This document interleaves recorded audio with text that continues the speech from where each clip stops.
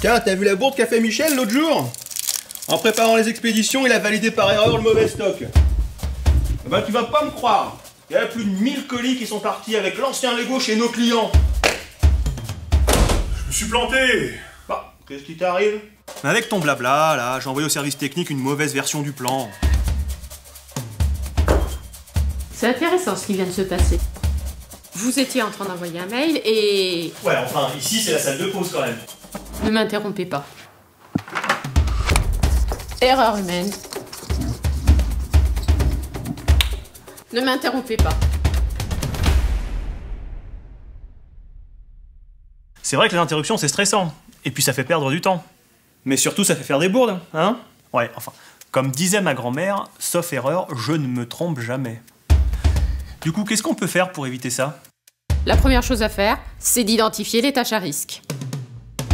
Ok, mais comment on les définit? Bah, c'est difficile de rester concentré quand on a une tâche qui demande beaucoup d'attention ou qui dure longtemps. Et si en plus cette tâche comporte un enjeu important, là, on tient une tâche à risque. Une fois qu'on a identifié la tâche à risque, il faut adapter l'organisation. Ouais, parce que Michel, il est obligé de préparer ses bordereaux d'expédition le matin à 10 h, quand toutes les livraisons arrivent.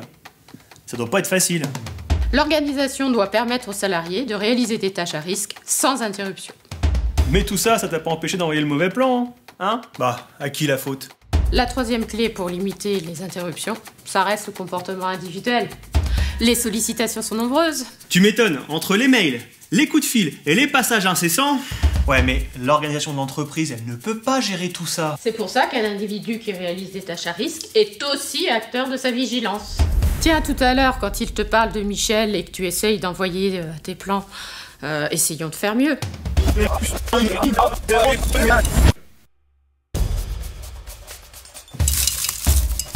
Tiens, t'as vu la bourde qu'a fait Michel l'autre jour? Attends, une seconde, t'envoies un mail important, je te réponds.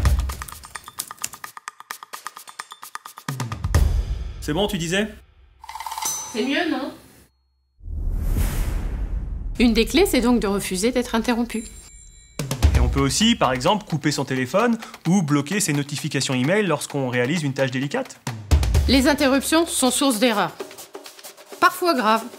Il faut savoir identifier les tâches à risque, améliorer l'organisation et sensibiliser les salariés. Donc, pour éviter les erreurs humaines... Ne m'interrompez pas.